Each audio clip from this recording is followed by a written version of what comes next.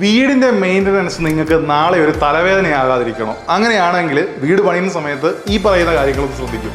ഒന്നാമതായിട്ട് ക്ലീനിങ്. അതായത് നമ്മൾ ഒരു വീട്ടിൽ എന്ത് ചെയ്താലും നാളെ അത് എങ്ങനെ ക്ലീൻ ചെയ്യും എന്ന് ആലോചിച്ചുകൊണ്ട് അത് ചെയ്യാനായിട്ട് ആലോചിക്കുക. അതായത് നമ്മൾ ഡിസൈനിൻ്റെ ഒരു എക്സൈറ്റ്മെൻറ്റ് കണ്ടിട്ടോ അല്ലെങ്കിൽ വെറൈറ്റി കൊണ്ടുവരാൻ വേണ്ടിയിട്ടോ പല കാര്യങ്ങളും നമ്മൾ ചെയ്തു വെക്കും. പക്ഷേ ലാസ്റ്റ് ഇത് എങ്ങനെ ക്ലീൻ ചെയ്യും എന്നുള്ള ആലോചന നമുക്ക് ഉണ്ടായിരിക്കില്ല. അതായത് നിങ്ങൾ അവിടെ എന്ത് മൊട്ടുസൂചി വെച്ചാലും ശരി അതെങ്ങനെ നാളെ ക്ലീൻ ചെയ്യും എന്നുള്ള ഒരു ആലോചനയോട് കൂടി മാത്രം എന്ത് കാര്യവും അവിടെ ഡിസൈൻ ചെയ്യുകയും അതവിടെ പണിത് വെക്കുകയും ചെയ്യുക. രണ്ടാമതായിട്ട് ഉപയോഗിക്കുന്ന പ്രോഡക്റ്റിൻ്റെ ക്വാളിറ്റി.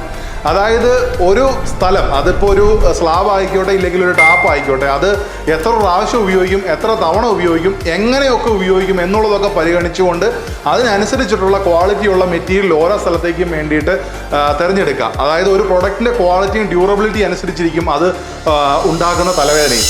അതുപോലെ തന്നെയുള്ള ഒരു കാര്യമാണ് ഫ്രീക്വൻസി ഓഫ് യൂസ്. അതായത് മിക്കവാറും NRIസിൻ്റെ ഒക്കെ വീട്ടിൽ സംഭവിക്കുന്ന കാര്യമാണ്. വീട് പണിതിടും, അതിനുശേഷം അടച്ചിട്ടതിന് ശേഷം അവർ പോയിട്ട് ഒരു വർഷമൊക്കെ കഴിയുമ്പോഴായിരിക്കും വന്നത് തുറന്നു നോക്കുന്നത്. അപ്പോൾ പല സാധനങ്ങൾക്കും കംപ്ലൈൻറ്റ് വന്നിട്ടുണ്ടാവും.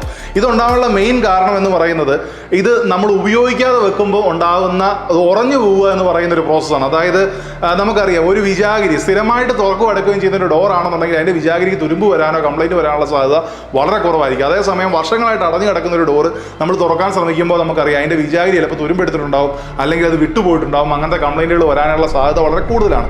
അപ്പോൾ ഒരു വീട്ടിലെ എല്ലാ ബെഡ്റൂമുകളിലും ആൾക്കാരില്ല എന്നുണ്ട് എങ്കിൽ കൂടിയും അവിടുത്തെ എല്ലാ റൂമുകളും ഒരു ഇൻ്റർവെല്ലിൽ വെച്ചിട്ട് അത് ഉപയോഗിക്കാനും അവിടുത്തെ ബാത്റൂമുകൾ ഫ്ലഷ് ചെയ്യാനും അത് വല്ലപ്പോഴും ഒക്കെ എല്ലാ ടാപ്പുകളും തുറക്കും അടക്കുകയൊക്കെ ചെയ്യുന്നതും സ്ഥിരമായിട്ട് അതിനെ ഒന്ന് മൂവ് ചെയ്യിപ്പിക്കുന്നതും ഇതിന് ഡാമേജുകൾ വരുത്തുന്നത് വളരെയധികം കുറയ്ക്കാനായിട്ട് സഹായിക്കും.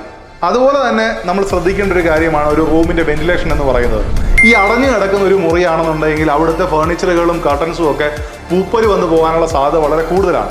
അപ്പോൾ നമ്മൾ ഉപയോഗിക്കാതെ കിടക്കുന്ന ഒരു മുറിയാണെന്നുണ്ടെങ്കിൽ പോലും അവിടെ ഇടയ്ക്കിടെ തുറന്നിടുകയും അതിൻ്റെ എല്ലാ ജനലുകളും ഓപ്പൺ ആക്കിയിട്ട് അവിടുത്തെ കൂടെ എയർ ഫ്ലോ ചെയ്ത് പോവുകയും ചെയ്യാൻ ഇടവരുത്തുന്നത് അവിടുത്തെ ഹ്യൂമിഡിറ്റി ആ റൂമിൽ അക്യുമുലേറ്റ് ചെയ്ത് പുറത്ത് കളയാനും അതുപോലെ തന്നെ ഈവൻ അവിടെ ഉണ്ടാകാൻ സാധ്യതയുള്ള ഓവർ ഹീറ്റിനെ പുറത്ത് കളയാനും ഒക്കെ സഹായകരമാകും. ഇത് അവിടെ ഉണ്ടാക്കുന്ന ലാമിനേറ്റ്സിൻ്റെ ഡാമേജ് അതുപോലെ തന്നെ ഫേർണിച്ചറുകളുടെ കട്ടൻ്റെയൊക്കെ ഡാമേജുകൾ ഒഴിവാക്കുന്നതിന് വളരെയധികം സഹായിക്കും.